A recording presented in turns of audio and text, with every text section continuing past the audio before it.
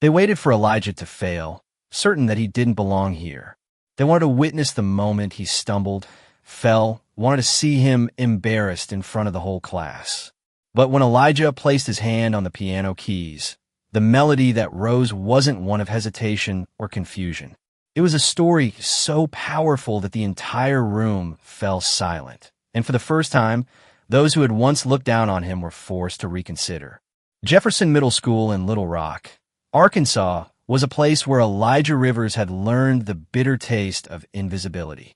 Each morning as he walked through the hallways, he could feel the weight of eyes that looked through him rather than at him. The fluorescent lights overhead seemed to cast shadows around him while illuminating everyone else. He wasn't a troublemaker, nor was he the class clown.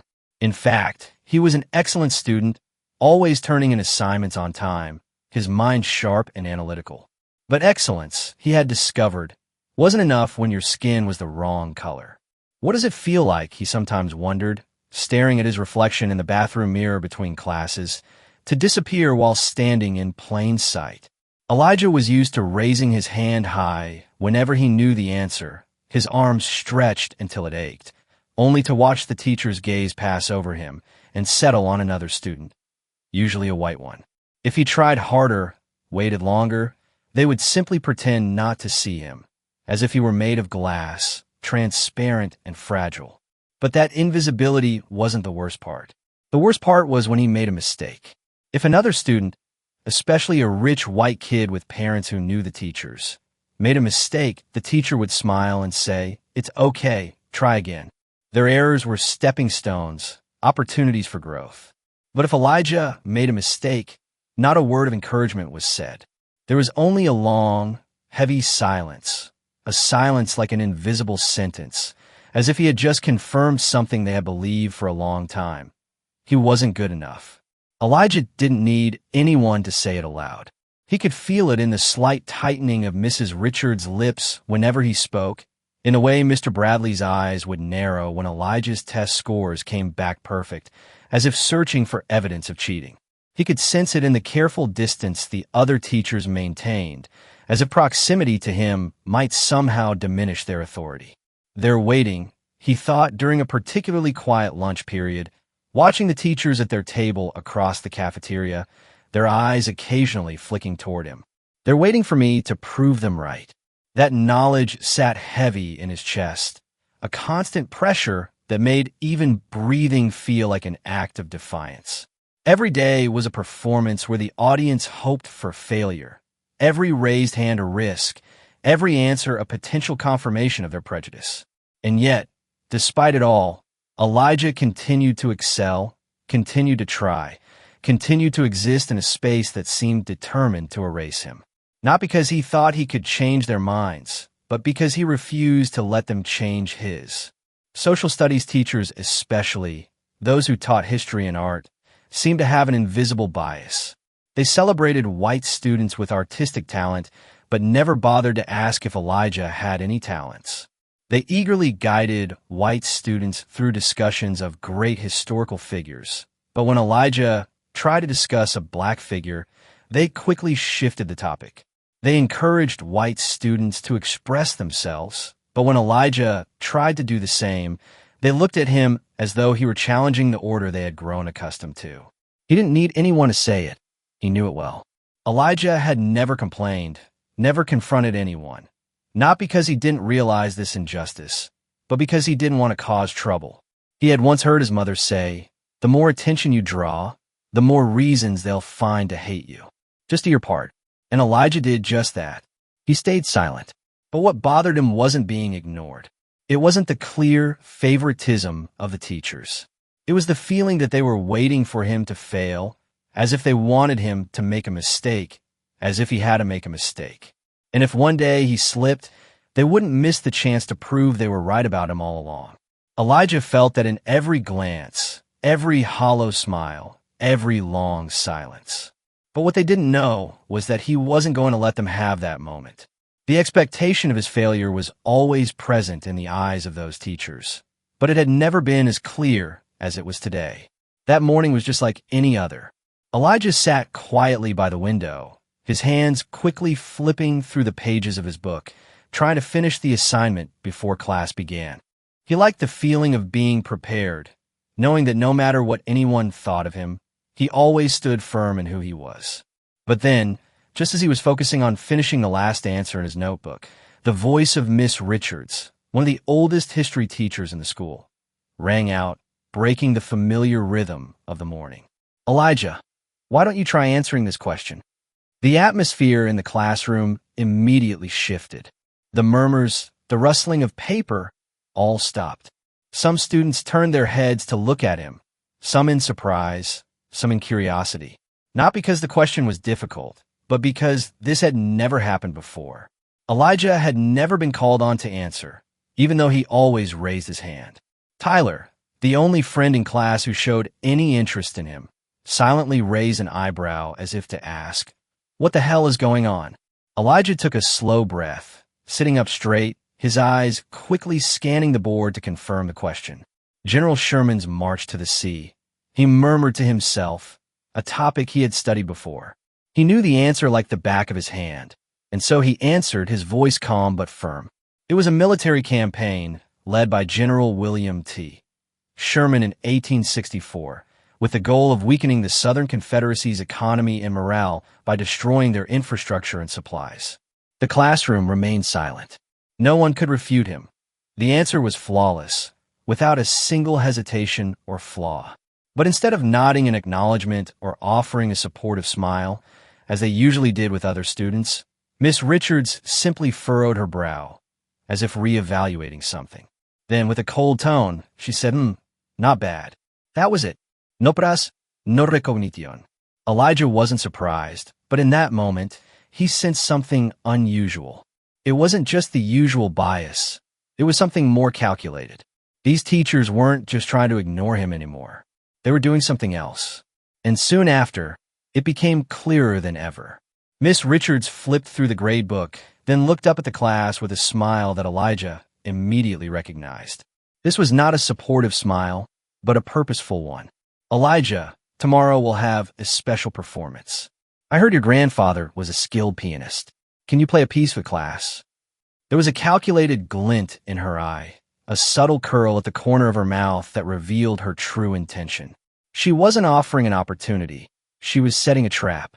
Whispers immediately broke out. Tyler nudged him gently, speaking quietly. "They've never cared about you, and now they want you to play the piano?" Elijah didn't respond right away. He just stared straight into Miss Richards' eyes, and instantly, he understood what was happening. This wasn't an invitation. It was a test, a trap. Elijah had never mentioned his talent for playing the piano. The only thing the teachers knew was that his grandfather had been a jazz pianist, and they had assumed that if Elijah could play, he was just a kid who had picked up a little from someone before him. They didn't expect him to play well. They expected him to fail. He could see it in their eyes. There was no excitement, no genuine expectation, just waiting. Waiting for a moment where he would embarrass himself. Waiting for proof of the prejudice they had always held in their minds. He can't be better than the other kids we've placed our trust in. From the back of the class, Brandon, one of the rich kids who had mocked Elijah before, sneered, "Oh my God, can you actually play the piano?" A few other students snickered, but Elijah didn't laugh. He didn't need to ask more. He understood their intentions too well. They wanted him to embarrass himself in front of the class. He could refuse, but if he did, they would have a reason to say he was shy, that he had no talent, that they had been right about him. But if he agreed, then he would decide how this game would end. Elijah scanned the classroom. A few eyes were on him, some curious, some waiting, some simply wanting to see the spectacle. He turned back to look at Miss Richards. Her eyes contained a smug satisfaction, as if she had cornered him into a position where he couldn't escape. But she was wrong. Elijah took a deep breath and nodded. "All right." Miss Richards' smile stretched slightly, but it wasn't a smile of joy. It was the smile of someone who thought they had one. "Good. I'm looking forward to it." But she wasn't the only one looking forward to it, because Elijah had made a decision. He wouldn't just play the piano. He would turn this moment into something they would never forget. Elijah's consent was like a knife cutting through the tense atmosphere in the classroom. As soon as he said, "All right," whispers instantly spread, and a few meaningful glances were exchanged between students sitting near each other.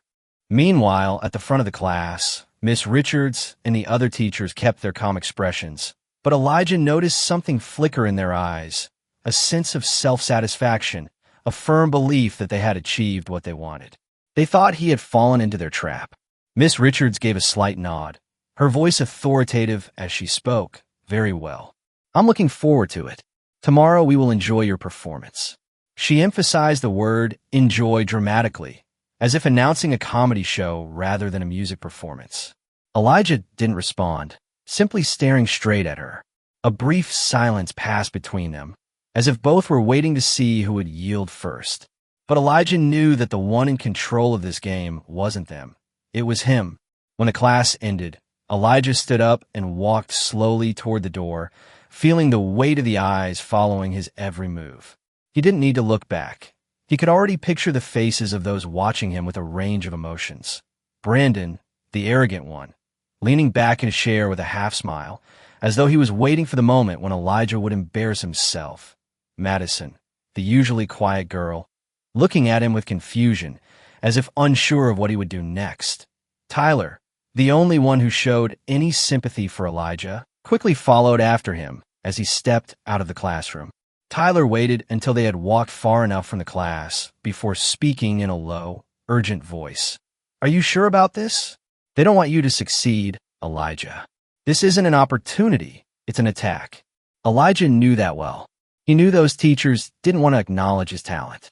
They didn't believe that a black boy, someone they had always ignored, could actually possess a skill superior to the other students. And above all, they didn't want to be proven wrong. But Elijah also knew something more important. He didn't play music for their recognition. He played because he wanted to. Elijah stopped and turned to look at Tyler, a faint smile appearing on his face. "Then I'll show them something they never saw coming." When he got home, Elijah didn't sit down at the piano as he usually did. He stood still in the living room, looking at his grandfather's old piano, the one that had witnessed countless hours of his relentless practice over the years. This piano wasn't like the one in the classroom, a forgotten tool that probably hadn't been touched by anyone in ages. But that didn't matter. He didn't need a perfect piano to make music. He only needed himself. He closed his eyes, letting his hands glide over the keys, familiar melodies slowly working their way into his mind. In his head, the image of tomorrow's performance appeared clearly. The eyes of the teachers, the anticipation of the class, the skepticism in their every word. And then he realized something. They weren't prepared for what was about to happen. But he was. As Elijah practiced, the teachers behind this trap continued with their plans. In the teacher's lounge, Miss Richards sat with her legs crossed, one hand resting on the table, her voice calm, yet full of implication. "I think tomorrow's lesson is going to be interesting." Mr. Bradley, another teacher, smirked slightly, his voice dripping with sarcasm. "Let me guess. He'll hesitate, he'll tremble, and probably forget the melody." A typical performance from a kid who likes attention, but has no real talent. Miss Richards just shrugged, saying nothing, but she didn't object because that's exactly what they expected. She took a sip of her coffee, then spoke casually, as though discussing something obvious. "Elijah Rivers is a smart kid, but that doesn't mean he's special. And tomorrow, he'll understand that." In their minds, tomorrow's lesson would be the moment Elijah Rivers would realize there were boundaries he couldn't cross. But they didn't know that they were the ones misjudging the situation. They didn't know that tomorrow wouldn't go as they imagined. They didn't know that Elijah Rivers wasn't afraid. And above all, they didn't know that the boy was about to teach them a lesson they would never forget. Elijah stepped into the house, closing the door behind him, but his mind couldn't escape what had happened in the class today. Everything had happened so quickly, yet it wasn't a surprise. He had known this would happen sooner or later, but he hadn't expected it to come right now when he wasn't entirely ready. But was he really not ready? He dropped his bag next to the kitchen table, the smell of food spreading through the small but cozy space of the house. His mother was standing by the stove, gently flipping a piece of fish in an old cast iron skillet, looking just like every other day, as if nothing special had occurred. But Elijah knew, just by glancing at her face, that she could sense something was different about him. "Is something bothering you, Elijah?" Her voice wasn't too high or too low, but it was enough to pull him out of his swirling thoughts. Elijah hesitated, his mind spinning with whether he should speak up or not. But then he decided there was no point in hiding it anymore. "Not exactly. It's just that tomorrow I have to perform piano in front of the class." His mother turned around, her eyes showing a flicker of surprise, but there was no joy or excitement like some other parents might express when hearing their child was going to perform in front of the class. She didn't rush to ask him what piece he would play or if he needed help with anything. Instead, she tilted her head slightly, staring at him for a long while before asking, "Perform?" "Yes," he nodded, feeling the lump growing in his throat. "The teacher suggested I play a piece, but I don't think it was a genuine invitation." His mother didn't respond right away, but her gaze suddenly became sharper. She knew far too well how society worked, how there were hidden motives behind actions that seemed harmless. Her son wasn't naive enough to be chosen for his talent out of the kindness of others' hearts. "And what do you think they want?" Elijah looked down at the table, his hand instinctively tapping a soft rhythm on the wooden surface, a habit whenever he was deep in thought. He took a deep breath, then looked up, his eyes more determined than before. "They want me to fail." The silence between mother and son stretched on for a long time, but Elijah didn't feel anxious or worried. He knew his mother was thinking, weighing every possible outcome. She set the spatula down, sat across from him, rested her elbows on the table, and intertwined her fingers, as if preparing to say something important. "So what are you going to do?" Elijah tightened his grip on his hands, and then smiled softly, not because he felt relieved, but because the answer had been clear to him long before she asked. "I'm going to play music." Dinner passed quietly, more so than usual, but it wasn't an uncomfortable silence. It was the silence of two people who understood each other, of a mother who knew her son had already found his answer, and of a boy who understood that the road ahead wouldn't be easy, but he would walk it anyway. After helping his mother clean up, Elijah walked into the living room where the old piano still held the vibrant sounds of his grandfather. He sat down, placed his hands on the keys, but didn't play right away.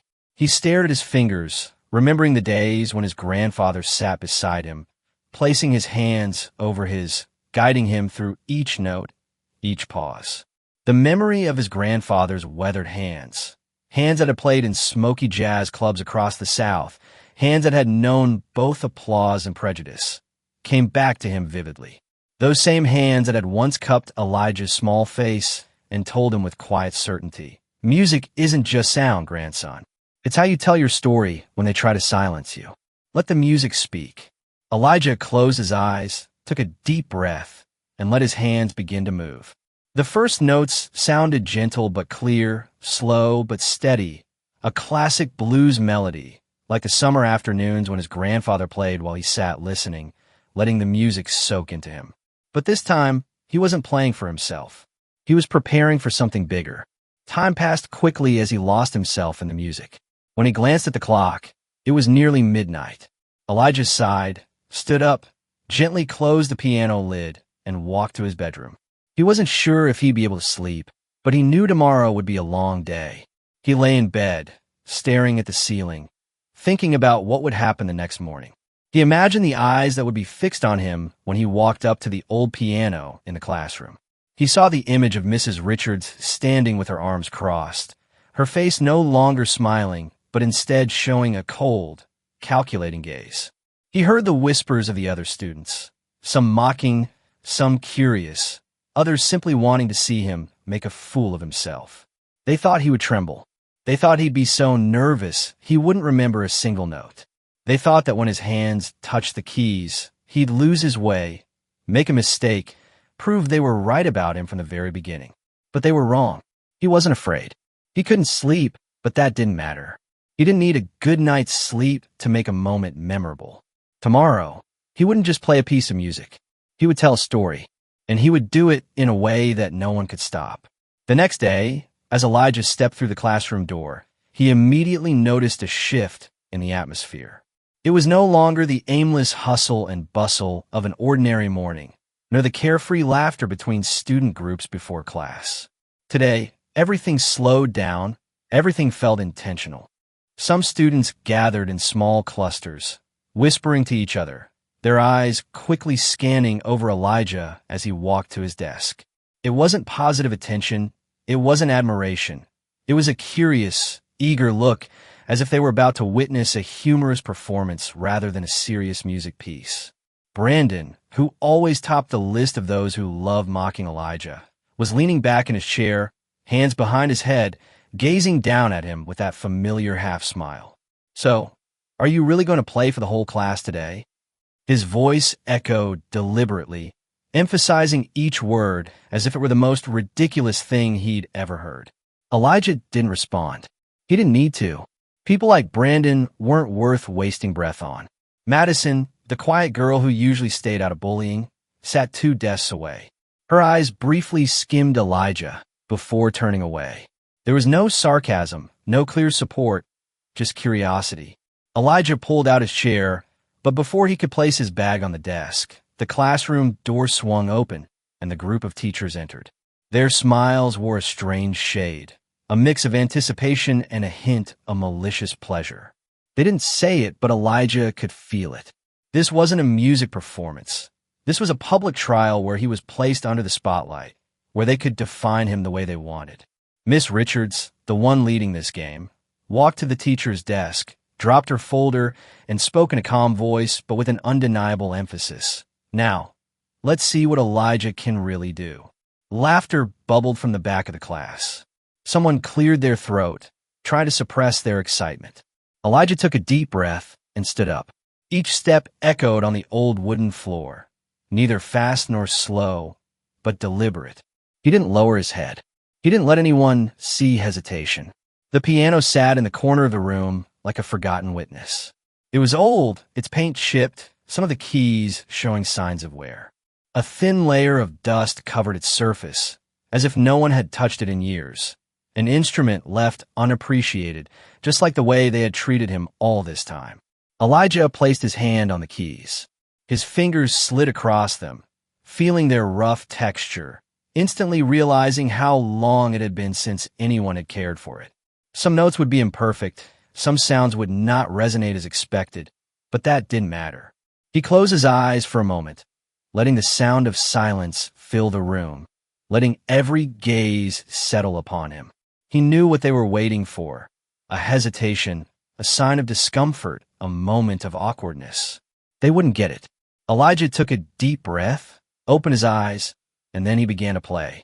At first, it was just gentle, deliberate notes, a slow but purposeful blues melody carrying the essence of summer afternoons he had spent sitting next to his grandfather, listening to the sounds flowing from the piano keys. In the classroom, the giggles faded into silence. No one expected this. No one expected his fingers to glide so smoothly. No one expected the melodies to sound so full.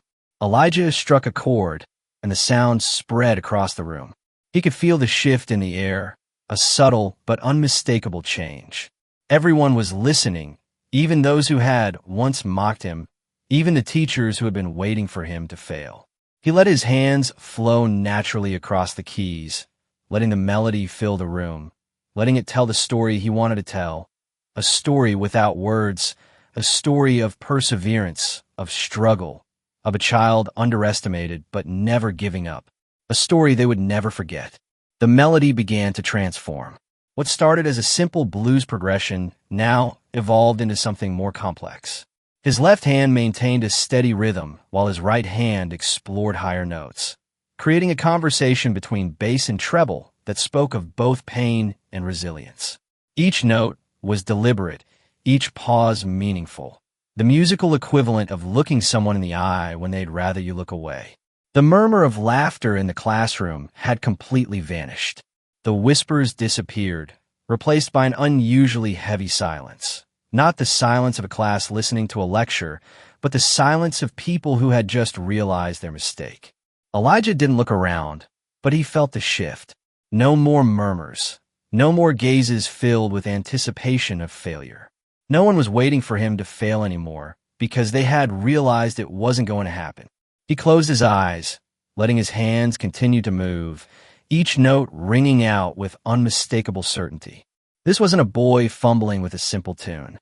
This wasn't a child experimenting with an old, forgotten piano. This was a true musician. He shifted into a more difficult section, letting his fingers glide over the keys with artistry, as if he had practiced it 1,000 times, as if this piano wasn't an instrument left abandoned in the corner of the room, but a part of himself. And then the class was silent. No one expected this.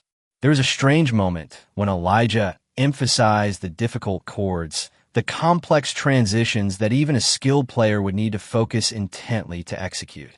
But he didn't hesitate. He didn't waver. He knew exactly what he was doing.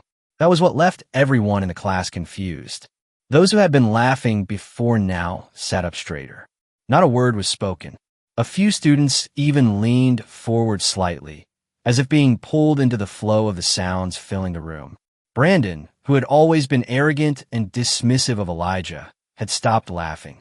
He leaned back in his chair, arms crossed over his chest, but his eyes no longer held ridicule. Instead, there was something close to recognition. Madison, the quiet girl who rarely showed strong emotions, was staring at Elijah's hands on the keys, her eyes wide with amazement. Tyler, the only one who had ever believed Elijah could play, couldn't hide his shock.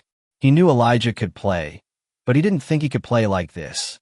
No one could have imagined Elijah Rivers, the kid they always ignored, always underestimated, had such a talent. But the strongest reaction wasn't from the students. It was from the teachers. Mrs. Richards, the one who had started all of this, stood frozen by her desk. Her face no longer held a smile. That smile had vanished with the first few notes, the moment she realized things weren't going as planned. She had expected an Elijah who would tremble, who would be anxious and clumsy on the keys. She had believed this would be the moment he made a mistake, that he would stumble, falter, and prove one thing. He didn't belong in this world. But what was unfolding before her eyes was the complete opposite. Elijah wasn't trembling. He wasn't anxious. He was in control of the entire room, and that left her rattled. Elijah continued to play. He let his music spread, letting each melody shatter the prejudices they had once held in their minds. He didn't need to say a word. He didn't need to argue or defend himself. The music was doing all the talking for him. Each note was a statement. Each chord was an answer. Each crescendo was an undeniable challenge. Everyone was listening, whether they wanted to or not. They had no choice but to listen. And then what happened next was even more powerful than the silence, something no one in the class could have anticipated. Elijah emphasized a final chord, letting it ring out fully. Then he suddenly stopped. For a moment, the room was plunged into complete stillness. No one moved. No one said a word. And then, from the back of the room, a single clap rang out. At first, it was just one solitary clap, then another, until the entire room was filled with applause. Elijah didn't turn around immediately. He sat there quietly, letting what had just happened settle. And when he looked up, his eyes met Mrs. Richards. She no longer tried to maintain a smug expression. She couldn't because in that moment, she knew she had lost control. Elijah had turned the tables. But he wasn't done yet. This performance hadn't even reached its peak. And if what he had done so far had been enough to leave everyone silent, what he was about to do next would make it impossible for them to ever forget. Tyler stared at him, mouth agape. He wasn't the only one reacting this way. Brandon, who had once mocked him, crossed his arms, his brow furrowed. His eyes no longer held the same sarcastic tone, but instead showed a more uncertain expression. It wasn't anger nor discomfort, and certainly not full acceptance. It looked as if someone had just been forced to change their perspective on something they'd once been so sure of. Madison, the usually quiet girl, leaned forward slightly, as if she didn't want to miss a single detail of what had just happened. Her gaze was no longer just curious. Now it was filled with admiration. But the most important reaction came from the teachers. They were no longer smiling. The smug grins that had started it all had vanished, replaced by an unmistakable sense of confusion. Miss Richards stood still, her face expressionless, but her hands were clenched tightly, nails digging into her palms. She couldn't believe what she had just witnessed. She had orchestrated everything for Elijah to fail, to prove to the class that he wasn't special, that he didn't belong among those who truly had talent. But what was unfolding in front of her was the exact opposite. The other teachers exchanged glances, some frowning, others standing motionless, speechless. They hadn't anticipated that their plan would backfire like this. Elijah hadn't just played well. He had exceeded every expectation. He hadn't just proven that he had the ability. He had done so with such confidence and skill that no one could deny it. He had won, but that didn't mean everyone would easily accept it. The atmosphere in the classroom still hadn't returned to normal. It felt like a guitar string pulled too tight, ready to snap at any moment. Brandon was the first to break the silence. He cleared his throat, leaned back in his chair, tried to regain some composure, though his voice still sounded awkward. Well, not bad, Rivers. The words weren't mocking as usual, but they weren't exactly praise either.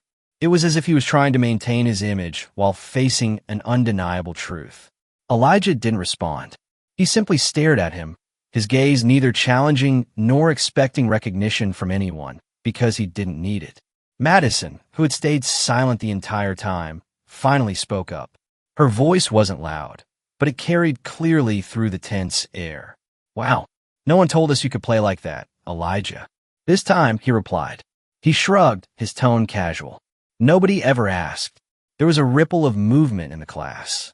A few students exchanged glances, some lowered their heads, as if they suddenly realized they had contributed to ignoring Elijah all this time. Miss Richards remained still, but finally she spoke. Her voice no longer held the confidence it had before, but she still tried to maintain the authoritative tone she was known for. All right, enough. We spent too much time on this. What she didn't realize was that the class was no longer on the same wavelength as her. A few students looked at each other. Others turned toward her as if waiting for something fairer. Brandon let out a small laugh, a chuckle that wasn't loud, but enough to break the serious atmosphere Miss Richards was trying to hold on to. Is that it? He asked, crossing his arms.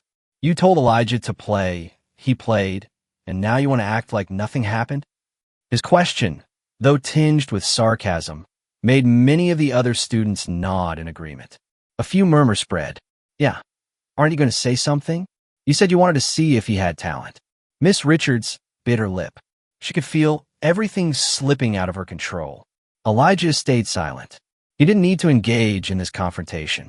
Everything he needed to say, he had already said through his music. Now it was those who had doubted him who were asking for an answer. Miss Richards took a deep breath, regaining her firmness, and spoke in a restrained tone.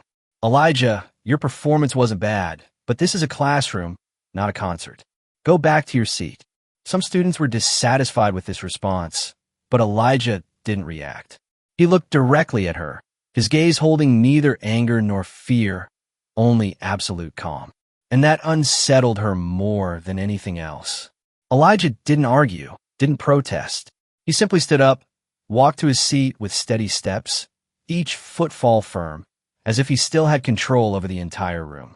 As he sat down, Tyler continued to look at him in disbelief. Brandon stared at him with a confused expression, but one thing was certain. The disdain was no longer there.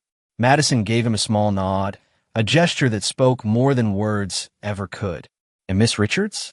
She turned back to the board, trying to re-establish the normal rhythm of the class. But no one was paying attention to the lesson anymore, because they had just witnessed something unforgettable, something that had completely changed the way they saw Elijah Rivers. And whether they admitted it or not, he had made them rethink everything. The teacher in charge, Miss Richards, stared at him intently. Her eyes were sharp, as if she were trying to pierce through some kind of facade, searching for a crack, a flaw in what had just transpired, a truth that she couldn't accept lay before her, but she wasn't quite ready to face it yet. Elijah remained seated, his back straight, his hands lightly resting on the desk, his face betraying no hesitation. He didn't look away from her gaze. Where did you learn this?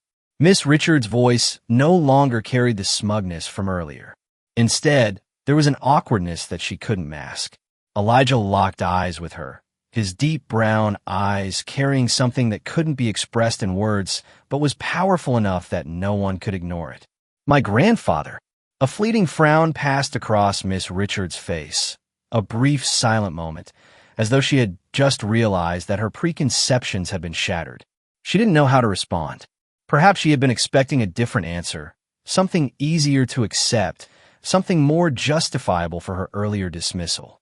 Maybe she had thought that Elijah was simply lucky, that someone had trained him briefly, that this was just a random moment. But no, that simple answer, just 3 words, carried a weight too heavy to ignore. My grandfather, a man they had never heard of, a name not found in any textbook, a person they never imagined could produce a talent like this. Elijah saw the hesitation in her eyes, though it was only for a brief second. She didn't want to believe it, but she had no choice. The atmosphere in the classroom hadn't returned to normal. If anything, the heavy, strange weight in the air had only grown. The students were still processing what had just happened. Brandon shifted in his seat, his gaze fixed firmly on Elijah, no longer mocking, no longer with that smirk he usually wore. Madison still watched him, but this time, it wasn't just curiosity. It was respect. Tyler, the only friend he had in that class, didn't say anything, but the way he nodded lightly when Elijah spoke said it all. Miss Richards cleared her throat, trying to regain her usual composure, but her voice still lacked the authority it once had. "So, your grandfather was a musician?" Elijah kept his calm gaze fixed on her. He wasn't just a musician. He was an artist. The words rang out stronger than anything else, because it wasn't just an answer. It was a statement. Elijah didn't need anyone to accept this truth. He simply stated it, and when he did, it became reality. Miss Richards went silent for a moment, but she quickly regained her composure. "All right," she said, her voice attempting to sound normal, but everyone could hear the forced tone in it. "Anyway, it's time to get back to the lesson." She turned her back, facing the whiteboard, as if trying to erase that moment. But there was something she didn't realize. No one in the class could return to normal as before. Some students continued to look at Elijah. Others glanced at each other, as if trying to make sense of what had just happened. Elijah didn't say anything else. He didn't need to. Everything he needed to say, he had already said through music. But there was one thing he knew for sure. He had just changed the way everyone saw him. Whether they wanted to admit it or not, whether they tried to ignore it or not, they would never look at him the same way again. And for Elijah, that was a victory. After Elijah finished his piece, the classroom was still engulfed in an eerie silence. There were no mocking laughs, no disdainful glances, no shrugged shoulders or arrogant, sneering smiles. All that remained was an invisible void, a heavy stillness that lingered, as if no one knew how to react to what had just transpired. Before, whenever Elijah spoke or did anything, they could easily ignore him, pretend he didn't exist. But now, after the melodies that had just flowed from his hands, after a performance that shattered every stereotype they had about him, they couldn't turn a blind eye any longer. However, despite the classroom being in shock, there was one person not ready to accept this truth. Miss Richards, the one who had instigated the whole ordeal, the one who had set the trap for Elijah to fail, stood there with an unreadable expression. She no longer wore the self-satisfied smile she had before, but maintained the same stern attitude, as if nothing extraordinary had just happened. After a moment, she raised an eyebrow, her lips curling into a faint smile, not one of praise or acknowledgement, but simply a calculated reaction from someone unwilling to admit defeat. Not bad," she said, stretching the words as if evaluating something not too important. "But anyone can memorize a song, right?" The class remained silent. A few students glanced at each other, their eyes filled with confusion. Before, every word from Miss Richards carried weight, easily guiding the thoughts of the entire class. But today, it seemed no one was willing to nod along with her anymore. Some eyes showed clear skepticism. Others began to recognize the injustice in her tone. But no one spoke out against her. Only Elijah. He sat there, Not angry or upset, not flustered or rushing to respond, simply maintaining a calm, yet sharp gaze. His voice was not too loud but strong enough to make each word cut through the stifling atmosphere. If anyone can memorize a song, then why did you expect me to fail? That question was not just a rebuttal. It was a reversal, a direct blow to what Miss Richards had been hiding all along. The atmosphere in the classroom shifted immediately, becoming more tense, as if someone had just stretched a string to the point of snapping. Clearing her throat, she tried to regain control of the situation, her voice still sharp but no longer as firm as before.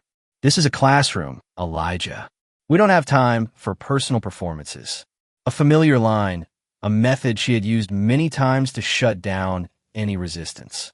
But this time, it didn't have the same effect because this time, Elijah wasn't the only one who saw the absurdity in her words. This time, someone else noticed it too. A sudden voice came from the back of the room, breaking the tense silence. "But you told him to play, didn't you?" All eyes immediately turned to the person who had spoken, Brandon. No one expected this, especially not from him.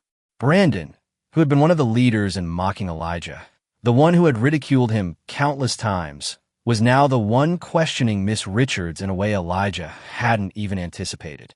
Miss Richards blinked slightly, clearly not expecting this betrayal from one of the students she had once thought would always be on her side. The class was no longer silent. Some students began exchanging glances, others nodded in agreement. What Brandon had said was too clear. There was no need for further analysis. If this wasn't a performance, if the teacher didn't have time for a recital, then why, from the very beginning, did she ask Elijah to perform it? Madison, who rarely spoke up, suddenly chimed in, her voice soft but direct. "I think the same.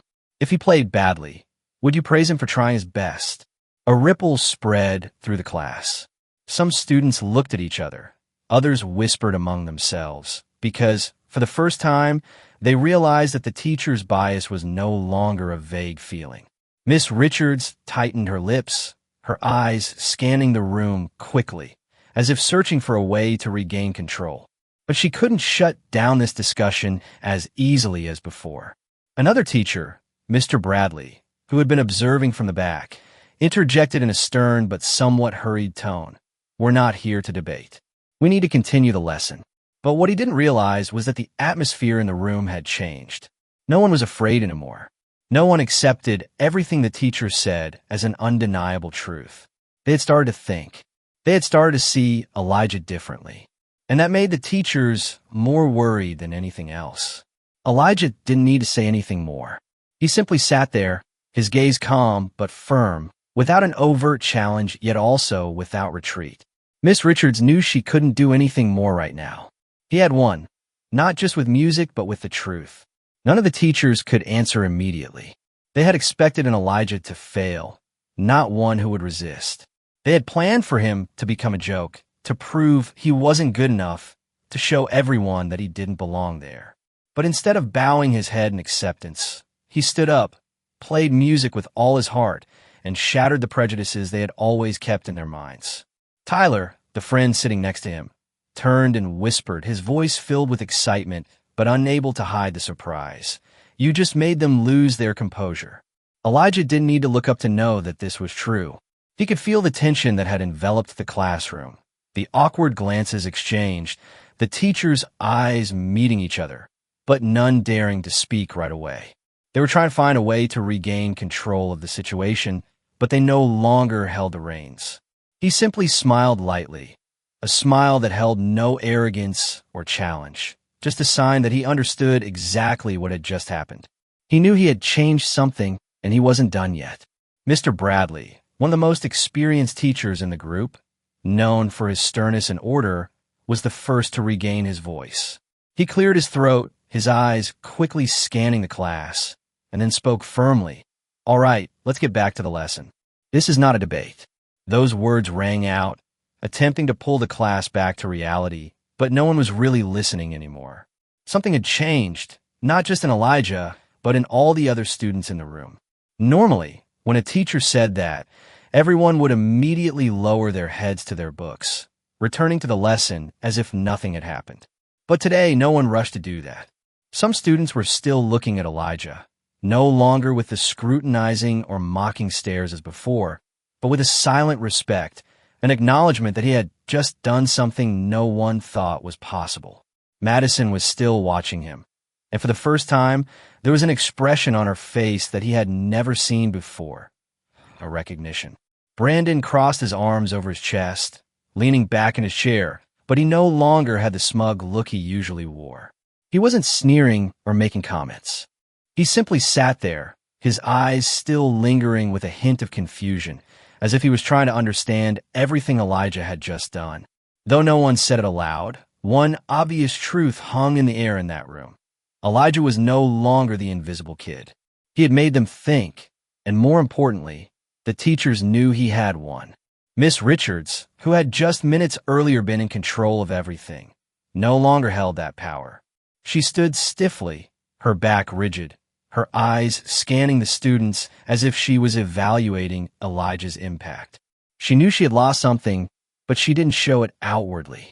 She cleared her throat again, this time more softly, as if trying to attract the class's attention without asking directly. "Let's continue." Her voice was still sharp, maintaining the demeanor of a teacher in control of the class, but the coldness was no longer intact. Normally, when she said that, the class would quickly fall into silence, but today that silence lingered a little longer, as if everyone was waiting for something else. Elijah opened his notebook, but he knew that no one really cared about the lesson anymore. For the rest of the class, the teachers continued to teach as usual, but no one was truly focused. Some students were still taking notes out of habit, but in their minds, they were replaying the melodies Elijah had played, the questions he had asked. He could feel it in the air, sensing the change, even though no one said a word. Elijah didn't need anyone to clap or openly admit they were wrong. He didn't need that because he had achieved what he wanted. He had made them listen. He had made them see him differently.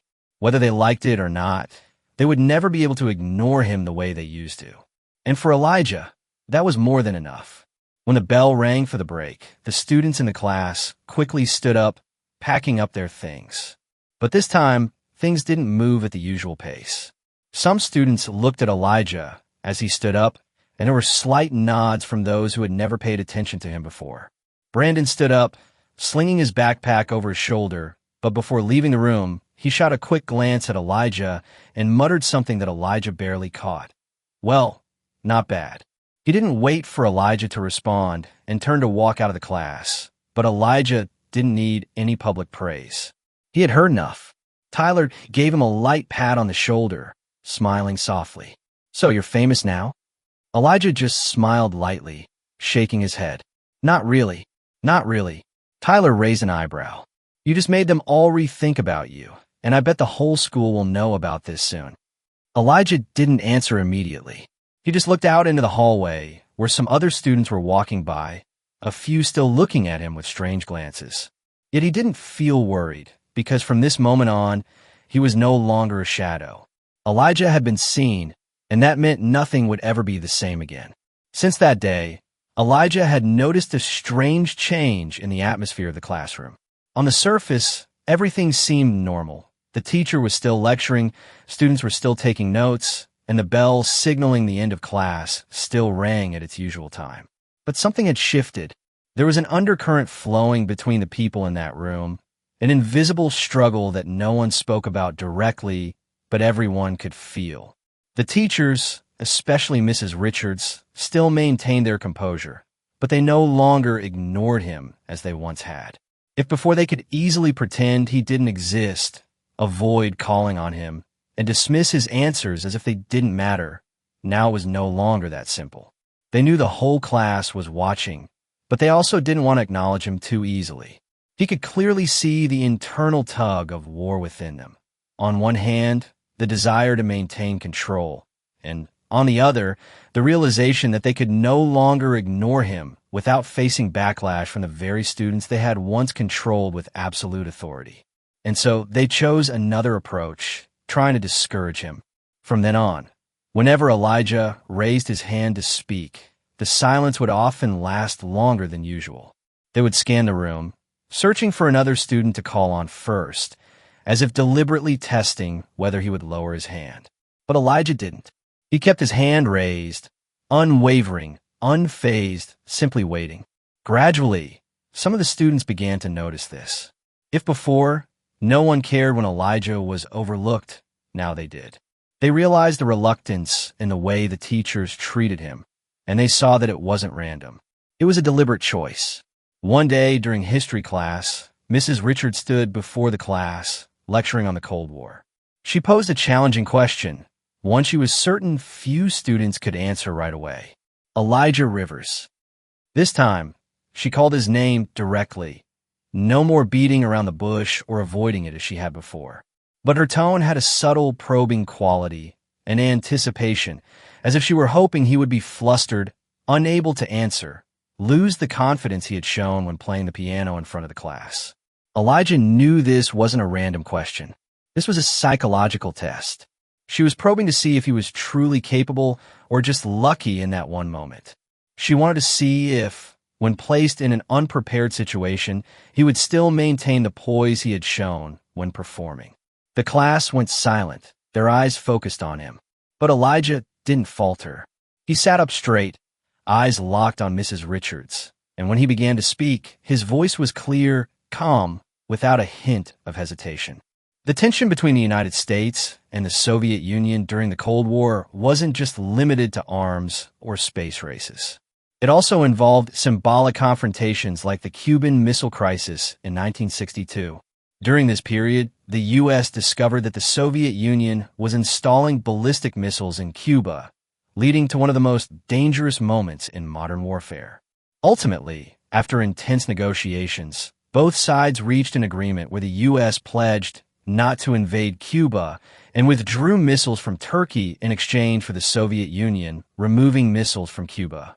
When he finished, the silence lingered a bit longer, but this time, it wasn't his hesitation. It was Mrs. Richards. She had nothing to counter. A few students chuckled softly. Some nodded in admiration. Tyler gave Elijah a light nudge, as if to say, "Well done." Brandon, who had once mocked him, now stood with his arms crossed, looking at him with a strange new look. He no longer showed disdain or tried to make jabs. Madison, the ever-observant one, now tilted her head, watching Mrs. Richards with curiosity. Only one person couldn't hide her discomfort, Mrs. Richards. She knew exactly what had just happened. It wasn't just that Elijah had answered correctly. It was the way he answered, unfazed, confident, fearless. His response delivered with certainty and poise. It didn't just prove that he understood the material. It proved that every effort to bring him down was in vain. She stood still for a moment, then nodded curtly, her voice dry. "All right, let's move on." But no matter what she said next, everyone in the class had seen it clearly. Elijah hadn't just stood firm against their challenges. He was forcing them to acknowledge him. And whether they liked it or not, they couldn't do anything about it. What happened in that classroom that day didn't just stay within the four walls of that cramped room. It spread quickly, like a swelling wave, through every hallway of the school, through groups of students huddled in conversation during break time, through every lunch table in the cafeteria, through whispers soft yet filled with curiosity and surprise. Elijah had always been a shadow, an invisible person among the prominent. But since the piano performance, everything had changed. Now, as he walked through the hallways, the glances he received were no longer the same. If before they had looked through him as though he didn't exist, now they truly saw him. There were eyes full of curiosity. Students who had never noticed Elijah before were beginning to take an interest in him. They wondered when he had learned to play the piano, whether he had any other talents they didn't know about. There were quick glances followed by a turn of the head. Those who had once looked down on him now felt embarrassed for having judged him wrong. They didn't say it, but Elijah could feel their discomfort in the way they avoided his gaze. Some students who had once only observed from the sidelines were now trying to approach him in a more natural way. Some pretended to remain indifferent, as though nothing had happened. But no matter how hard they tried, they couldn't deny that their view of him had changed. Elijah didn't care much about it. He didn't need their recognition, didn't need their attention. But he knew that from now on, they wouldn't be able to ignore him so easily anymore. At lunchtime, when he was sitting alone at his usual table, Madison, the quiet girl in class, suddenly walked over and sat across from him. She rarely initiated contact with anyone, but today there was something in her eyes that Elijah had never seen before, genuine acknowledgement. She placed her tray down, not rushing to speak, as if choosing her words carefully. Finally, she spoke, her voice not loud but clear. "You played like a real artist. Why haven't you said anything before?" Elijah looked at her, a brief smile crossing his lips, not from pride, but from a deep understanding of the world he had lived in all this time. Because no one wanted to listen. Madison didn't immediately argue. She tilted her head, as if thinking over his words, then slowly nodded. "But now they have to listen." Elijah didn't reply, but he knew she was right. No one could pretend he didn't exist anymore. It wasn't just the students. Even the teachers couldn't deny this change. They didn't speak of it, but Elijah could see it in their eyes, in the way they looked at him when he entered the classroom, in the way they hesitated for a moment before calling on him to speak. They had lost the invisible power they once had over him. Mrs. Richards could no longer dismiss him when he raised his hand. She still maintained her professional demeanor, still tried to uphold her stern image. But Elijah could see the moments when she hesitated, the times when she had to think harder about how to treat him, because now every eye in the classroom was on him. They couldn't continue to behave as they had before without facing the reactions of students who were beginning to question them. Elijah didn't need them to change completely overnight. He didn't expect an obvious acknowledgement or an apology from anyone. He just needed one thing. They would never be able to ignore him again. And he knew that for sure. One late afternoon, as the last rays of sunlight cast long shadows across the school hallway, Elijah walked slowly toward the main door. Most students had already left, with only a few scattered groups standing around, chatting. The atmosphere was oddly quiet, a strange peace settling over the school after days of tension. He walked without hurrying, his hands tucked into the pockets of his jacket, his mind still lingering on the thoughts of everything that had happened over the past few days. But then a voice called from behind, pulling him back into the present. "Elijah." He stopped. The voice was so familiar that he didn't need to turn around to know who it was. Slowly, he turned. Miss Richards stood there, no longer exuding the usual air of authority, nor did she have the smug smile he had come to know. For the first time, she seemed to stand quietly, as if carefully weighing what she was about to say. Her gaze held no mockery, yet wasn't one of acknowledgement either. It contained something undefinable, an internal struggle that perhaps even she wasn't ready to admit. For a moment, they stood in silence, facing each other in the dimming light. Finally, Miss Richards broke the silence. "You think you've won, don't you?" She spoke slowly, not with a tone of provocation, but not completely soft either. It was as if she was still clinging to the last bit of power she had, still trying to maintain her stance. Elijah didn't respond right away. He looked straight at her, his eyes calm but unafraid. His voice was neither loud nor hurried, but it carried a certainty that no one could deny. "I'm not competing with anyone. I'm just proving the truth." A simple statement, yet it cut through the arrogant facade of Miss Richards like a sharp blade. She didn't counter immediately.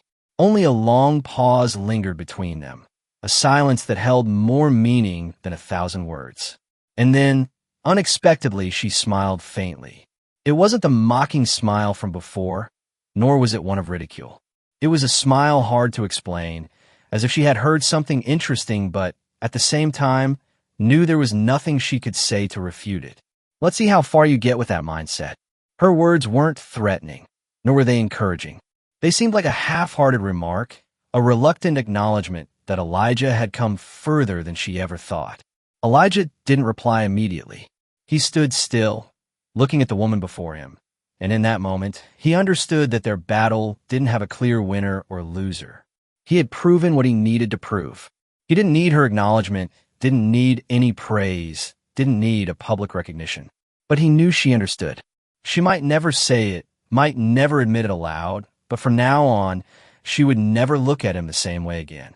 Because Elijah Rivers was no longer the invisible child they could dismiss. He had stepped out of the shadow of doubt, had broken the barriers they had intentionally set up, and whether they liked it or not, they would always remember this moment. She didn't say anything else. She simply nodded briefly, a signal that the conversation was over, and then turned to walk away, her footsteps echoing in the long, quiet hallway. Elijah stood still for a moment, watching her figure fade into the distance, then exhaled slowly. He didn't need to think about what had just happened. He already knew the answer. And more importantly, they knew it too. The next day, when Elijah walked into the classroom, he noticed something different. There were no banners welcoming him, no applause ringing out, and no one stood up to openly admit they were wrong.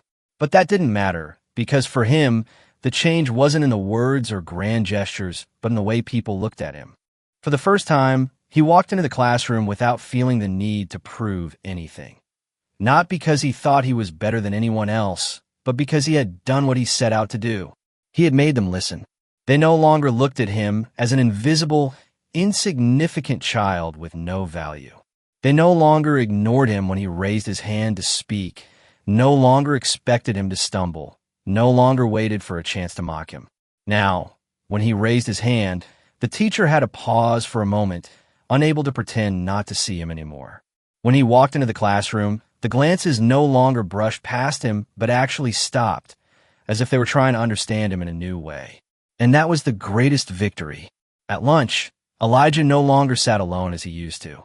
As he entered the cafeteria, Tyler waved him over to his table, where Madison was also sitting, along with a few other students who had never spoken to him before. They weren't overly eager. They didn't suddenly change their attitudes, as if trying to form a fake friendship. They simply accepted him as part of the group. Madison held a juice box, tilting her head slightly as she looked at him, her gaze no longer filled with mere curiosity, but genuine respect. I still don't get why you never showed your talents before. Elijah just shrugged, offering a small smile. Because no one wanted to listen. Madison nodded, but this time, she didn't need to repeat the answer she had given yesterday. Now everyone had heard it. Brandon walked past his table. Elijah didn't expect anything from him, didn't need an apology or a compliment. But as Brandon walked by, he gave a slight nod. No sarcasm, no sneering, no challenging look, just a simple acknowledgement. It didn't have to be a grand change, didn't need a long conversation to explain everything. Just a nod, a brief moment, but it meant more than any words could. Elijah didn't respond, but he knew things were different now. Not everyone could change immediately, but he had done something important. He had made them see him differently. As he turned around, from the far corner of the cafeteria, Miss Richards was watching him. Not with the same control as before, not with judgmental eyes or waiting for him to slip up. This time, she was the one avoiding his gaze. She couldn't deny what had happened. She couldn't deny that he had proven what she once didn't believe. She couldn't deny that, even if she didn't want to admit it, she could no longer ignore him as she had before. For a moment, Elijah thought she might walk over, might say something, might offer a comment. But she didn't. She simply stood there, then turned and walked away, as if finally understanding that some battles couldn't be stretched out forever. Elijah didn't need her to say anything. He already knew the answer. When school ended and he walked out the gates, the evening sunlight lit up the path ahead, and he felt a strange sense of relief that he had never felt before. Not because he had changed the world, not because he had made everyone his friend, not because he had received validation from all, but because he no longer had to hide who he was. He didn't need to shout to be heard. He didn't need to fight to be seen. He just needed to do what he did best and let his talents speak for themselves. And he knew that was something no one could take away from him. Elijah had started this story as an invisible boy, underestimated, ignored, and challenged by those who didn't believe in his abilities. But with talent, persistence, and courage, he had changed the way people saw him. No yelling, no arguing. He let his music and intellect do the talking. And that said it all. Elijah's story wasn't just about a piano performance. It was about fairness, self-affirmation, and how we can break through prejudices by being our true selves. Sometimes, to change how others see you, you don't need to prove anything to them. You just need to do the best at what you're best at.